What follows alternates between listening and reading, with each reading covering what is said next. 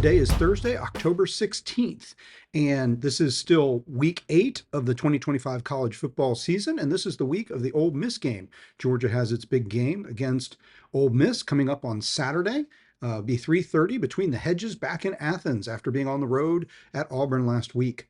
So, this is going to be a little bit of a quick hitter. You can tell if you're watching on the video podcast, this is not my normal surroundings. I am traveling for other work purposes this week. So I apologize. It's been a little bit of a crazy busy week with a lot of travel. So I am having to try to cut this short, but I did want to bring at least a little something to you. It is the Daily Dawg, and if I don't come every day, or not every day, and by the way, I think the plan going forward, what I'm trying to work on is see if I can't get something published, written, something interesting, or some facts or some charts, like some of the stats and things I've been throwing out at you just in the podcast.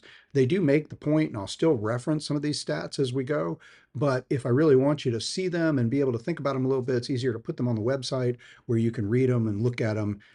Eventually, maybe I'll be able to get some graphics here and display them as we go along, but not all the stats. I tend to use a lot of stats and a lot of history in these podcasts, and it probably has a lot to try to bring into this time.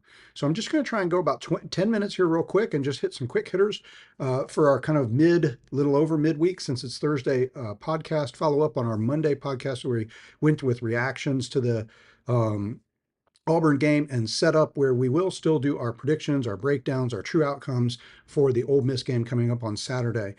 We may not get that until sometime late Friday and or Saturday. There may be a two-parter.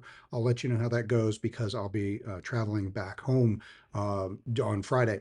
But let's jump in real quick. So thanks for being here. Couple things that I think we didn't get to do while we're just reacting to the game on Monday is to take a look at a little bit of the stats and what what if anything they mean. Obviously, Georgia ultimately was able to pull out a 10-point win in the Auburn game. Obviously, Auburn dominated the first half of the game, and we dominated really not just the second half, but I guess the last drive of the first half and the second half of the game. And statistically speaking, those dominations were pretty similar. Auburn had about, I think, 237 yards of offense up until the fumble.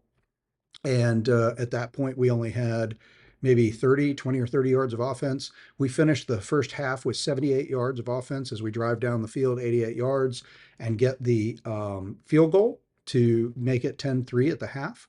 And then in the second half, we're going to generate, I think, about 220 yards of offense in the second half, because we're going to finish at about 296. Auburn finished at 277.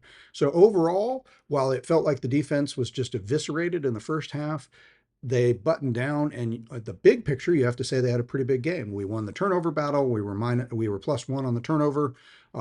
They held Auburn to under 300 yards, which I think anytime you can hold a quality opponent to under 300 yards, I think that's an accomplishment on defense. And obviously 10 points or less. I would say 13 points or less is kind of my break point for Georgia defense.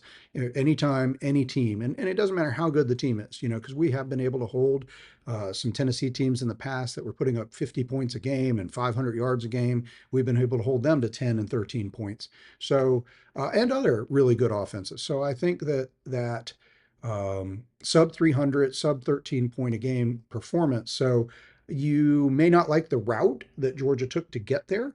But I think that you have to feel like overall holding Auburn at home in front of a juiced crowd to 10 points and under 300 yards was a pretty good effort. And of course, the defense obviously stepped up and had the huge fumble during the game that was a turning point of the game. Like we talked about on Monday, I don't think that I want to go so far and say that's the winning play of the game. Auburn's still leading 10-0 at the moment of the fumble, and we're pinned in on our own 1-yard line. So Georgia had a lot of work to do to complete that game. But I think that even as we were driving it was 13-10 late in the fourth quarter, getting down to under 3 minutes, and we went on that long drive that started earlier in the fourth quarter. I think even as we started that drive, you really felt like, even though the score was only a 3-point game, Georgia had clearly been controlling the game. It felt like Auburn was going to have to do something really miraculous to be able to pull this game out, and Georgia just sort of sucked the will out of that by by completing that drive. And one of the things I want to talk about in that drive real quick is a couple key points. I think with all the hoopla of the controversies and the calls and the fumble and all of that stuff, I think one thing that gets lost is that drive was a thing of beauty. And I heard, I think in the post game show, or maybe even Josh Brock on the during the audio broadcast, the Georgia Bulldog audio broadcast, might have referred to it as a championship drive. Not that we're clearly going to be champions now, that guarantees anything, but a championship team can put together that kind of drive. And I think this is, again, like we said on Monday, this is what we're finally seeing is the identity of this team, right? This team has championship pieces. At any half of a game, it can play the best defense of anybody in the country. For any half of a game, they can match any team, it seems like, blow for blow offensively. Mostly, we seem to be a grinded out, and I mentioned that coming into the Auburn game. I said I thought our offense would win against the Auburn defense, even though I respect and think the Auburn defense is very good. I thought we would win because our offense really hasn't been stopped. They've been putting up 400 yards a game in just about every game, except for the Alabama game. And the only reason that was actually they had the best yard per play average of the season in the Alabama game. They just only had the ball 53 plays. So if we'd had it our normal, we averaged 72, 73 plays a game. So if we'd had it 72, 73 plays a game, you could have extrapolated that out and said we would have had close to 500, 450, 500 yards of offense in the Alabama game had we been able to play the complementary football we always talk about, where the defense gets the ball, makes a few more stops a little earlier. I mean, obviously, they stopped Alabama in the entire second half, but there were a couple moments, especially Alabama's second to last drive, they were able to get a first down or two, get off of their side of the field, punt us deep into their side of the field, and that cost us. Right, we ended up getting about 40 yards before we gave the ball back, got back out to midfield, but that took us several minutes, and it took several minutes for Alabama to get forward. And that's one of the things we're seeing is games this year are against competitive and good teams, against top 25 teams. We're seeing a lot of these games. There's very few track meet games, blowout games, where teams are chasing each other up and down the field. I mean, I think the Texas A&M Notre Dame game is one of the few games I can think of where you had ranked opponents that were scoring 40 something points a game, and it was a little bit of a track meet. Most, even like the Indiana Oregon game from this last weekend, 30-20, a relatively low scoring game compared to what you might see in some other big time matchups. A lot of games like our Alabama uh, game was 24-21. Alabama went on the road last weekend and had a gritty win, and they pulled it out 27-24 against a really good Missouri team, one that can run the ball really well. It's kind of a lot like Georgia. They're focusing on running the ball and playing really good defense, and they even have a formerly elite Georgia defender playing on their team now.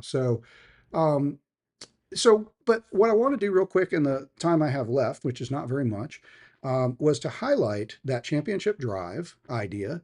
That was a drive, I think I heard it said it might have been the longest drive by time in Georgia football history. I'm not sure if that's true. Hadn't had a chance to look that up, but it was definitely a monster drive. It was, let me just take a look again. Remember, it was 16 plays, 78 yards, covering 8 minutes and 45 seconds. That's a monster play. And there were two big plays, and London Humphreys is another guy who I think we want to call out and say, amongst all the people we've seen making great plays, and we talked about CJ Allen, Raylan Wilson, the plays they made on the defense, talked about how our defensive backs have been stepping up. Ellis Robinson's been playing better. Christian Miller's emerging as more of a force on the defensive line. We're seeing those people shape out, and Gunner is just becoming that gritty guy he's maybe not making all the great plays and all the right plays every moment, but he's making gritty plays. And he is consistently keeping this offense heading towards 30 points a game, 400 something yards, which if the defense can be as good as they've been or a little better, then we could start to see a little more separation in these games. But, you can consistently still win the games. But that drive featured two big plays that London Humphreys was the beneficiary of. He caught a 3rd and 8 when we were on our own 24-yard line that would have forced us to punt the ball from in our territory and give Auburn a really good chance of getting the ball back and maybe driving to get the game tying touchdown with plenty of a game tying field goal even, or possibly a touchdown to take the lead with plenty of time left for them to operate and not have to move fast, possibly leaving us with very little time. So he catches a 17-yard pass on 3rd and 8, and that's a big play that gets that drive off our side of the field. And then later we get down to a 4th and 3, and Gunner rolls out to the right and in traffic throws just a rope right to, it's not very far away, but he gets it right over the line to London Humphreys, who secures the ball, gets the first down, and goes down. And that's another key play. It's a big play that helps us to, because you might have, I'd have to go look. Hold on, I will look real quick. That play took place. I forgot. I should have remembered coming into it, but that play took place. Let's see, at um, we were at the Auburn 40. So we're too far out for a field goal at that point, right? So you're I mean, you got to go for it on 4th down. That was the smart move.